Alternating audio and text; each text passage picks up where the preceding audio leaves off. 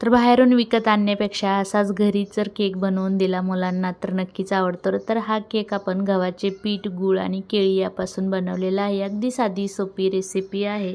कढईमध्येच आज आपण केक बघणार आहोत. तर साधी सोपी रेसिपी आहे आणि 20 ते 25 मिनिटामध्ये मस्त असा चॉकलेट केक तयार होतो. इथे आपण एक पिकलेली केळी घेतलेली आहे. तर इथे मोठी केळी आहे माझ्याकडे, तर मी एकच केळी घेतली. तर ही केळी आता साल काढून अशी कट करून घ्यायची, मिक्सरच्या भांड्यामध्ये घालून घ्यायची आणि यामध्येच आता आपण गूळ आणि तूप घालून घेणार आहोत. तर इथे बघा, जेवढे गव्हाचे पीठ घेतले त्याच्या अर्धच मी इथे गूळ घेतलेला आहे. गूळ असा बारीक चिरून घ्यायचा आहे.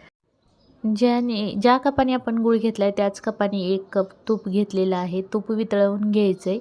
तुम्ही तुपाऐवजी तेलसुद्धा यामध्ये वापरू शकता. तर हे बघा मिक्सरला फिरवून घेतलं आहे. आता इथे आपण पीठ घेऊया. गव्हाचे पीठ घेतले 1 कप आणि इथे आपण 3 चमचे कोको पावडर घेतलेली आहे. पाऊण कप आपण इथे बारीक रवा घेतला आहे आणि अर्धा चमचा घेतला आहे बेकिंग सोडा, 1 चमचा घ्यायची बेकिंग पावडर आणि हे आता मिश्रण सगळं चाळून घ्यायचं आहे. म्हणजे हलका फुलका आणि जाळीदार असा केक तयार होतो. याच्यामध्ये जे काही गाठी वगैरे असतील त्यासुद्धा निघून जातात.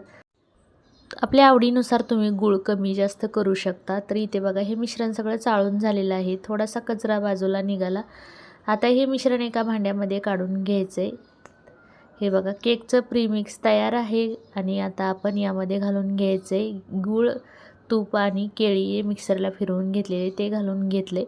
आता यामध्ये आपल्याला दूध घालायचं आहे, पण जेवढं दूध लागेल तेवढंच घालायचं आहे. तर इथे आपण अर्धा कप दूध घेतलं अगोदर आणि मिक्सरच्या भांड्यामध्ये थोडासा गूळ राहिला होता ते सुद्धा फिरवून घेतला दूध घालून.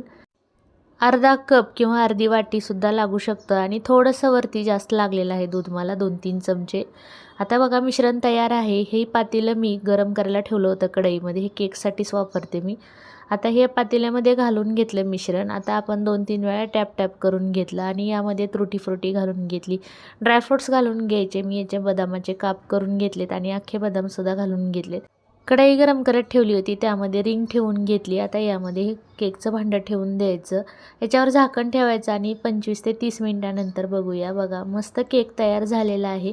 सुरीने बघायचं, सुरीला अजिबात केक नाही चिटकला तर मस्त केक तयार झालेलं बघा. मिश्रण अजिबात नाही चिटकलेलं. मस्त केक तयार झाला आहे. प्लेटमध्ये काढून घेतला आहे. तुम्हीसुद्धा नक्की करून बघा असा गव्हाच्या पिठाचा केक. मैदा अजिबात वापरलेला नाही आणि साखरसुद्धा नाही. तुम्हाला जर व्हिडिओ आवडला असेल तर एक लाईक करा आणि चॅनलला सबस्क्राईब करा. व्हिडिओ बघितल्याबद्दल सर्वांना धन्यवाद.